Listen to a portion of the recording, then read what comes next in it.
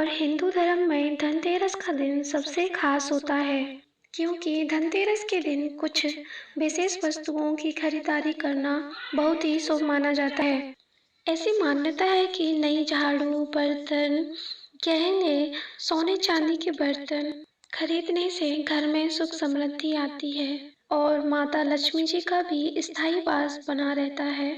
धनतेरस कार्तिक मास की त्रयोदशी के दिन को मनाया जाता है और इस दिन प्रदोष व्रत भी रखा जाता है और इस दिन प्रदोष काल में भगवान शिव जी की पूजा प्रदोष काल में की जाती है। दोस्तों, धनतेरस के दिन नई वस्तुएं खरीदना शुभ तो माना ही जाता है, लेकिन आपको थोड़ी सी जानकारी इस बात की भी होनी चाहिए कि कुछ चीजें ऐसी भी होती हैं जिन्हें धनतेरस के दिन घर में नहीं लाना चाहिए। ये चीजें कौन सी हैं?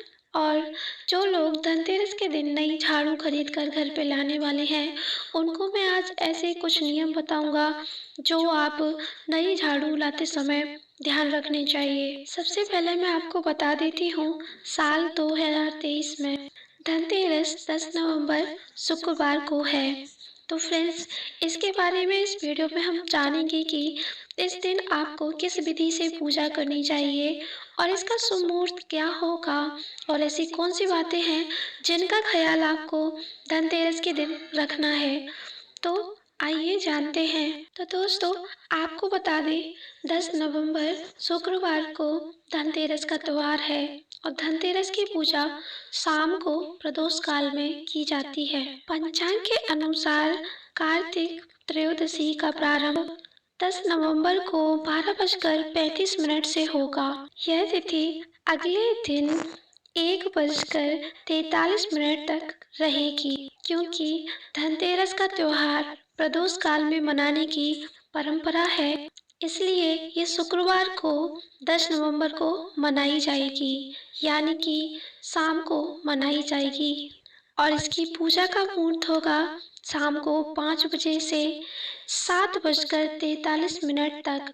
आप इसके बीच में ही पूजा धनतेरस की कर सकते हैं। आप कुबेर जी के साथ में माता लक्ष्मी को भी विराजित करें। अब हम आपको बताते हैं कि अगर आप इस धनतेरस पर सोना खरीदना चाहते हैं तो उसका सही समय क्या होगा। इस दिन इस बार आपको सोना खरीदने के लिए 18 घंटे 5 मिनट मिलेंगे। इसी के बीच आपको सोना खरीदना है। तो अब हम आपको बता देते हैं कि वो टाइम क्या होगा।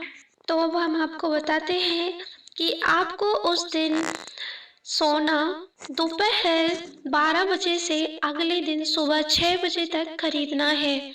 इस बीच आप अपना सोने की खरीदारी कर सकते हैं। ये तिथि 10 नवंबर से 11 नवंबर के बीच में ही पड़ रही है, इसलिए आप 10 नवंबर दोपहर से लेके 11 नवंबर सुबह तक सोना खरीद सकते हैं। इस काल में सोना खरीदना आपके लिए शुभ होगा। इसी काल में सोना खरीदें।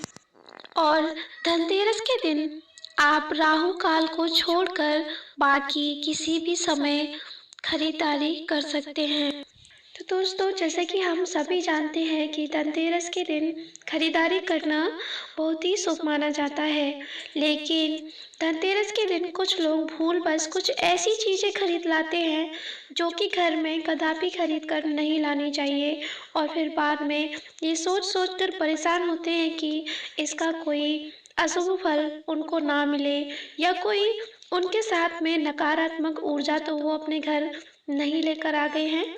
तो इसीलिए इसी से जुड़ी कुछ बातें इस वीडियो में मैं आपको बताने वाली हूँ। तो दोस्तों, सबसे पहले मैं आपको बताना चाहती हूँ कि उस दिन जब भी आप कोई भी चीज़ अपने घर पे खरीद कर लाते हैं तो उसे खरीदते समय आपके मन में सकारात्मक विचार होने चाहिए।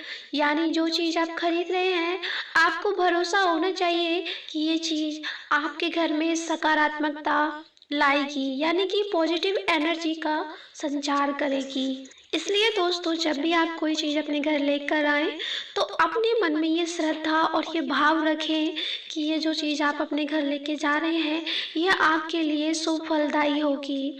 ऐसा विचार आपके मन में होना चाहिए। और धनतेरस के दिन अपने मन को शुद्ध रखें, खुश रखें और सकारात्मक ऊर्जा से अपने मन को, दिमाग को और अपने घर को संचारित करें। तो दोस्तों, सबसे ज़्यादा धनतेरस के दिन जो चीज़ खरीदी जाती है वो होती है झाड़ू, क्योंकि धनतेरस के दिन झाड़ू खरीदना बहुत ही शुभ माना जाता है। ऐसी मान्यताएं हैं कि अगर आप आर्थिक स्थिति से बहुत परेशान हैं, वो बहुत कमज़ोर है, आपके घर में धन नहीं टिकता या और भी कई अन्य आपको परेशानियां हैं, तो आपको धनतेरस के दिन झाड़ू खरीदनी चाहिए, जिससे घर में बरकत आती है और माता लक्ष्मी स्थायी रूप से आपके घर में विराजित हो जाती हैं। लेकिन लेकिन दोस्तों, आपको झाड़ू खरीदते समय कुछ ऐसी बातें हैं जो ध्यान रखनी चाहिए। तो दोस्तों, जैसा कि आप सब जानते हैं कि अगर घर में गृह कलेश होता है या हमारा कोई भी मुकदमा वगैरह ये चल रहा है और घर में हमेशा तनाव बना रहता है, तो झाड़ू लाने से और उसमें घर को साफ करने से कहते हैं सारी नकारात्मकता बाहर चली जाती है। लेकिन झाड़ू खरीदते समय आपको ध्यान रखना है कि जब भी आप धनतेरस के दिन झाड़ू लेकर आएँ तो उसके साथ में कुछ मीठा, जैसे कि खीर, बतासे और जो चीनी के खिलौने आते हैं, वो भी उसके साथ में लेकर आएँ।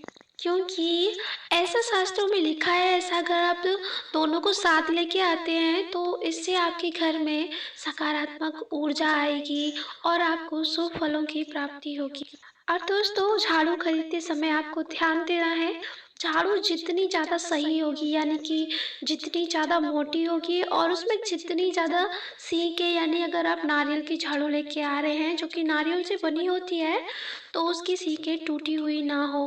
और जो झाड़ू आप ला रहे हैं वो गंदी, मैली या टूटी फटी ना हो। जब भी आप झाड़ू लाएं तो ये इस चीज़ का बिल्कुल से ध्यान रखें और उसे ठीक से देखें कि वो टूटी फटी या पुरानी मैली कुचली तो नहीं है। और दोस्तों, आपको एक अच्छी सी झाड़ू लेके घर पे आनी चाहिए, जिससे कि आपके घर में शुभ फल की प्राप्ति हो। और जब उस झाड़ू को आप अपने घर लेकर आएं और जब आप शाम को मंदिर में पूजा करें माँ लक्ष्मी और धनतेरस देवता की, तो उस झाड़ू को मंदिर के पास ही रखें पूजा करते समय। और पूजा करते समय माता लक्ष्मी से प्रार्थना करें, मनोकामना मांगे, हे माता लक्ष्मी हमारे घर पे स्थायी रूप से विराजित हों। और पूजा करने के बाद आपको झाड़ू के हैंडल पे या जहाँ से पकड़कर झाड़ू लगाते हैं, वहाँ पर आपको एक सफ़ेद धागा बांधना है। अगर आपके पास सफ़ेद सूत है तो वो भी आप बांध सकते हैं। और उस धागे से आपको 7 बार उस झाड़ू पे धागे से चक्कर लगाने हैं, यानी कि 7 बार उसको घुमाकर बांधना है और फिर उस धागे को बांध देना है। ऐसा आपको ज़रूर से करना है। इससे आपके घर में सकारात्मकता का वास होगा और जो नकारात्मक ऊर्जा होगी वो घर से बाहर चली जाएगी। और अगर आपका सामर्थ्य है तो आप बाजार से 3 झाड़ू लेके आए, इससे आपको ज़्यादा फल की प्राप्ति होगी। 3 झाड़ू लाने के बाद पूजा पाठ करें और एक झाड़ू मंदिर में दान कर दें और एक झाड़ू किसी निर्धन व्यक्ति के यहाँ पे दान करें और इस चीज़ को गुप्त रखें। कहा जाता है कि झाड़ू का गुप्त दान बहुत ही फलदायी माना जाता है और जो एक झाड़ू बचेगी वो अपने घर के लिए रखें। और दोस्तों, आपको ये झाड़ू कैसे दान करनी है, इस बात का भी आपको बहुत ख्याल रखना है। ये जो आप 3 झाड़ू लाएंगे, ये धनतेरस के दिन एक साथ खरीदनी होनी चाहिए। और उसके दूसरे दिन, जब यानी कि धनतेरस के दूसरे दिन आपको सुबह ही उठ जाना है और स्नान आदि करके झाड़ू को प्रणाम करना है और फिर झाड़ू को किसी गुप्त जगह पे दान करना है, यानी कि किसी को पता नहीं होना चाहिए। और जब आप ये झाड़ू मंदिर में देकर आते हैं तो पीछे पलटकर बिल्कुल नहीं देखना है। झाड़ू दान कर देने के बाद फिर उसे पीछे पलटकर नहीं देखना है और ना ही इस बात का किसी से जिक्र करना है कि आपने किसी को दान किया है। इस बात का आपको जरूर से ध्यान रखना है। आपने देखा होगा कि घर में अक्सर लोगों में झगड़ा होता रहता है, एक दूसरे में मतभेद रहते हैं और इस वजह से पूरे घर में तनाव बना रहता है, गृह कलेश बना रहता है। इसकी एक वजह ये भी होती है कि आपके घर में जो झाड़ू रखने का स्थान होता है, वो बहुत गंदा होता है। आपको इस चीज़ का ख़्याल रखना चाहिए कि जहाँ पर आप झाड़ू रखते हैं, वो स्थान एकदम साफ़ होना चाहिए और अपने घर में जहाँ भी आप झाड़ू रखते हैं, झाड़ू कभी भी खड़ी नहीं रखनी चाहिए। और दोस्तों आपको इस बात का भी ख़्याल रखना है कि झाड़ू रखने का स्थान ऐसा होना चाहिए जिससे वो किसी को ना दिखे या यहाँ तक कि आपके घर में जो फैमिली मेंबर हैं, उनकी भी नज़र उस पे ज़्यादा ना जाए। आप झाड़ू को किसी ऐसी जगह पे रखें जहाँ पर सबकी नज़र ना जाए। आप इसको कहीं छुपा कर भी रख सकते हैं और जब झाड़ू लगाएँ और तभी उसको निकालें और वो जगह साफ रखें। अगर आप ऐसा करते हैं तो आपके घर में शुभ फलों की प्राप्ति होगी और लक्ष्मी आपसे बहुत खुश होंगी और आपके घर में विराजित रहेंगी। और दोस्तों आपको इस बात का भी ज़रूर ध्यान रखना है कि आपके घर में अगर कोई पुरानी झाड़ू है जो पुरानी हो चुकी है, तो आप उसे धनतेरस के दिन कदापि ना फेंकें। ऐसा आपके लिए अशुभ हो सकता है। आपको धनतेरस के दिन कोई भी झाड़ू घर से बाहर नहीं फेंकनी है। ऐसा नहीं होना चाहिए कि आप नई झाड़ू लेकर आएँ तो पुरानी को उसी दिन फेंक दें, ऐसा ना करें। और दोस्तों आपको एक ज़रूरी बात मैं बताना चाहूँगी, मत्स्य पुराण में कहा गया है कि झाड़ू लक्ष्मी माता का रूप है और इसमें ये भी बताया गया है कि शाम ढलने के बाद यानी कि सूरज डूबने के बाद कभी भी आपको झाड़ू नहीं लगाना है। अगर आप ऐसा करते हैं तो आपके घर में आर्थिक स्थिति खराब हो सकती है और आपके घर में दरिद्रता का वास हो सकता है।